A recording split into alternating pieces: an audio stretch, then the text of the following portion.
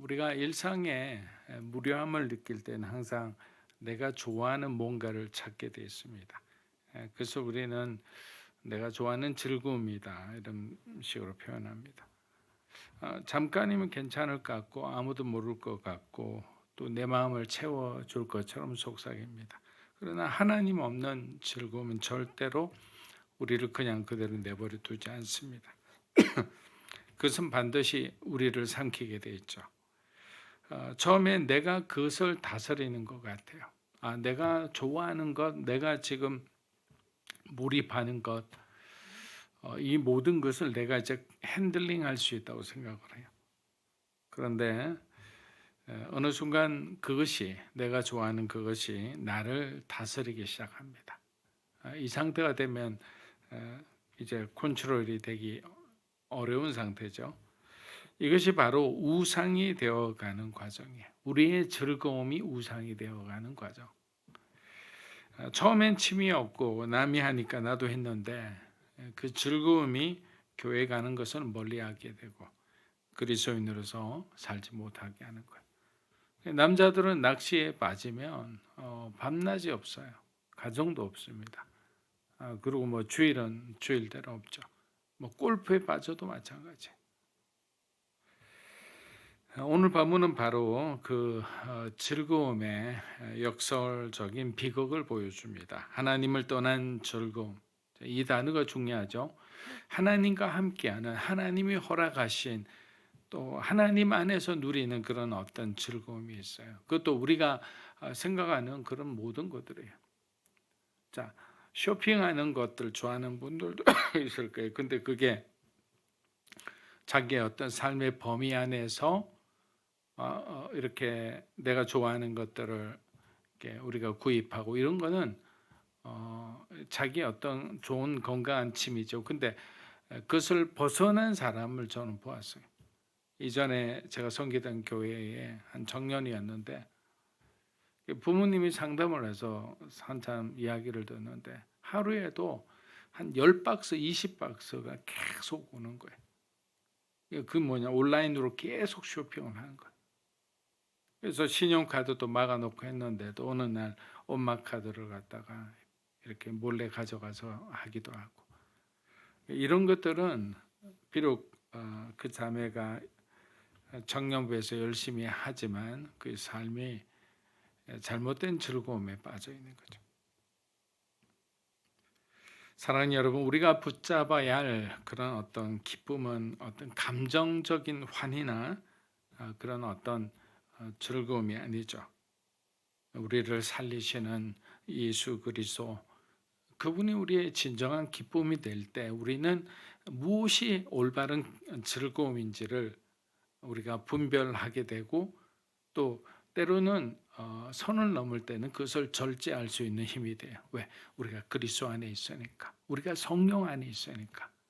근데 우리가 성령 밖에 나가는 동시에 우리가 out of control이 되는 거예요. 스스로 뭐 어떻게 할 수가 없어요.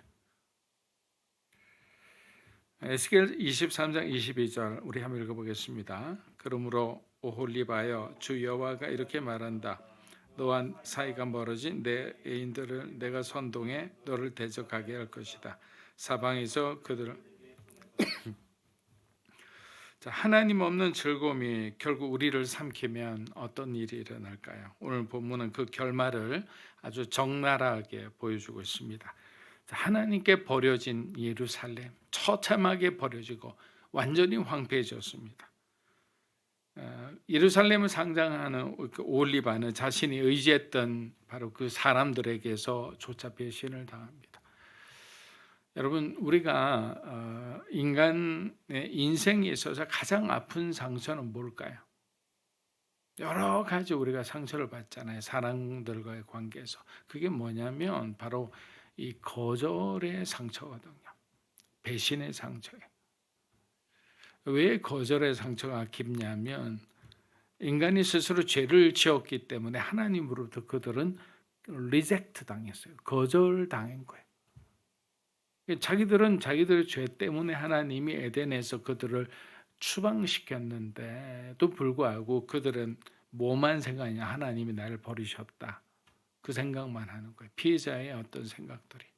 그래서 우리는 사랑하는 사람이 우리에게 뭔가 거절감을 주는 말을 하거나 행동을 할 때는 어마어마한 내적인 데미지를 입게 되는 거예요. 왜? 그게 이제 인간의 근본적인 어떤 죄의 DNA 구조 속에 있는 그런 어떤 상처이기 때문에. 22절에 보니까 하나님은 그들이 한때 사랑이라 부르던 자들을 이제는 대적으로 만들어 버리는 거예요. 얼마나 무시무시합니까? 내 영원한 동지라고 생각했던 사람이 어느 순간에 나를 대적하고 나를 모함하고 나를 죽이는 데 앞장서고 있다고 생각해 보세요. 어제는 애인이라 불렀는데 이제는 오늘은 원수가 되는 거예요. 23절부터 24절은 그 장면을 더욱 생생하게 묘사합니다. 그들은 온갖 무장을 하고 예루살렘을 향해 달려듭니다. 아수르와 바벨론이죠. 칼과 방패와 군대 힘으로 성을 에워싸고 이미 36개 이상 되는 성을 다 정복하고 예루살렘만 남은 그런 상태였습니다. 사랑이라 믿었던 대상이, 내가 의지할 수 있는 믿었던 대상이 이제는 하나님의 심판의 도구가 되어버린 거예요. 25절과 26절은 또 충격적입니다. 그들은 예루살렘을 뭐라고 했습니까? 수치스럽게 하고 그 몸을 벗기고 예루살렘에 있던 그 영광을 빼앗아가 버립니다. 하나님이 떠나보니까 성전은 그냥 성전대로 그냥 처참하게 무너지고 그리고 완전히 돌 위에 돌 하나 남김없이 다 없어지는 거예요. 이처럼 우리가 하나님을 떠나 즐거움에 마음을 주면 결국 그것은 우리를 아름답게 하거나 우리를 윤택하게 하거나 우리의 삶을 영원토록 만족을 주는 것이 아니라 오히려 우리를 수치스럽게 만들고 우리 안에 있는 하나님의 영광마저 다 빼앗아가 버려요. 27절은 결론처럼 말합니다. 너의 음란과 애굽 땅에서 시작된 우상 숭배를 내가 이제는 끊어버리겠다. 여러분, 이스라엘이 어떤 사람입니까? 하나님이 택한 백성이잖아요. 하나님이 사랑하는 백성이잖아요. 그런데도 그들이 우상 숭배를 끊이지 않고 자기들만 하는 것이 아니라 백성들까지 우상 숭배에 빠지게 만들고 하나님이 아닌 애굽을, 아시리아를, 그리고 바벨론을 의지하는 그들의 행동을 더 이상 하나님이 지켜보지 못하셨던 거죠.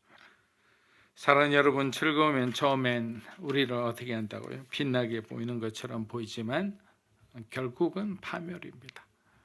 오늘 말씀 바로 그것을 경고하는 거예요. 그래서 우리가 붙잡아야 할 기쁨은 오직 하나님 한 분뿐이시다라는 거예요. 에스겔 23장 28절입니다. 나 주 여호와가 이렇게 말한다. 내가 싫어하는 사람들, 너와 사이가 멀어진 사람들의 손에 내가 너를 그렇습니다. 인문학적으로 봐도 인간은 늘 즐거움을 쫓는 그런 어떤 동물처럼 그렇게 묘사를 해요. 그것은 생존의 어떤 본능을 넘어서 삶을 견디게 하는 힘이기 때문입니다. 그래서 인간을 어떤 형태로 표현하면 문화적 동물이다 이렇게 표현하잖아요. 그것은 뭐냐면 어떤 삶의 삶을 영위하는 데 있어서 어떤 하나의 어떤 고정된 패턴이 아니라 다양한 패턴에 대한 호기심을 가지고 있고 그곳에서 자기가 맞는 어떤 것들이 있다면 몰입하고 담닉하고 그렇게 하게 된다는 거죠. 근데 이 잠시의 이 즐거움이 결국에는 자유와 안식을 주는 것이 아니라 우리를 자꾸만 속박으로 이끄는 것을 봅니다. 우리가 드라마나 영화나 어떤 소설을 읽을 때 그런 어떤 비슷한 어떤 이야기들이 있지 않습니까? 우리가 그것을 사용하는 것 같지만 결국에는 우리가 좋아하는 그것이 우리를 사용하고 있다는 사실을 나중에 이제 더 이상 돌이킬 수 없을 때 깨달아 버리는 거죠.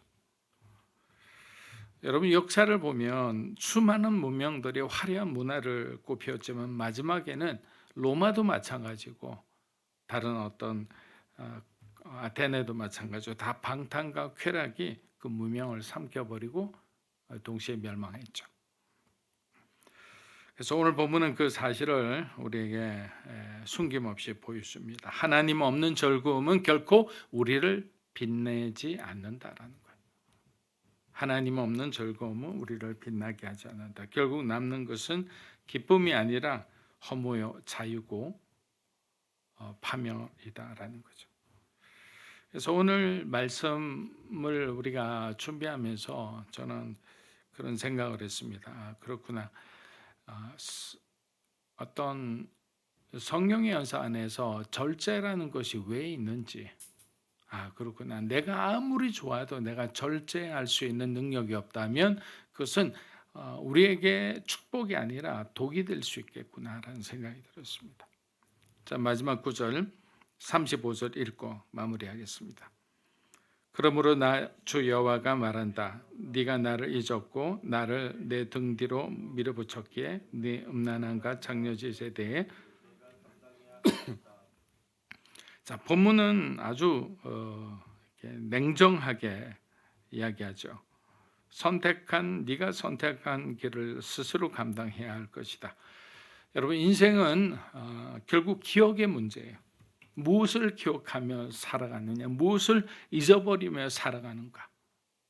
우리가 잊어버릴 것을 잘 잊어버려야 되는 거예요. 오래된 그 상처와 아픔을 계속 기억해서는 우리가 올바른 어떤 인간관계를 우리가 할 수가 없어요. 왜? 잘 하다가도 어느 한마디, 어느 한 장면, 어느 한 순간에 그냥 지금까지의 그 모든 관계가 다 무너지게 되는 거예요. 또 무엇을 기억하며 살아가는가? 하나님 내게 주신 은혜, 나를 구원하신 은혜, 내가 정말 절체절명의 상황에서 어떻게 통제하기 어려운 상황에서 하나님께서 사람을 보내시고 나를 깨우시고 강제적인 성령의 힘으로 나를 되살리고 나에게 사명을 주고 그 사명을 향해 살게 하신 그 열정, 그 모든 것이 하나님으로도 왔다라는 그 기억이 있으면 우리는 제자들처럼 어떤 고난과 어떤 어려움을 당해도 불평불만하지 않겠죠. 오히려 주님 때문에 우리가 고난받는 것이 그들에게는 믿음의 흔적이고 그리고 영광의 흔적이 되는 거예요. 그런데 이스라엘은 하나님을 철저히 잊었고 하나님 없는 즐거움만을 붙잡았습니다. 그 결과가 그들을 그렇게 세상이 잊어버리는 그런 어떤 민족으로 만든 것입니다. 사랑하는 여러분, 오늘 우리 등 뒤에 계신 하나님이 계시다면 다시 앞으로 모셔서 우리 삶의 가장 소중한 우리 삶의 중심에 모시고 그분이 우리의 기억이 되고 그분이 우리의 기쁨이 되시기를 주님의 이름으로 축복합니다.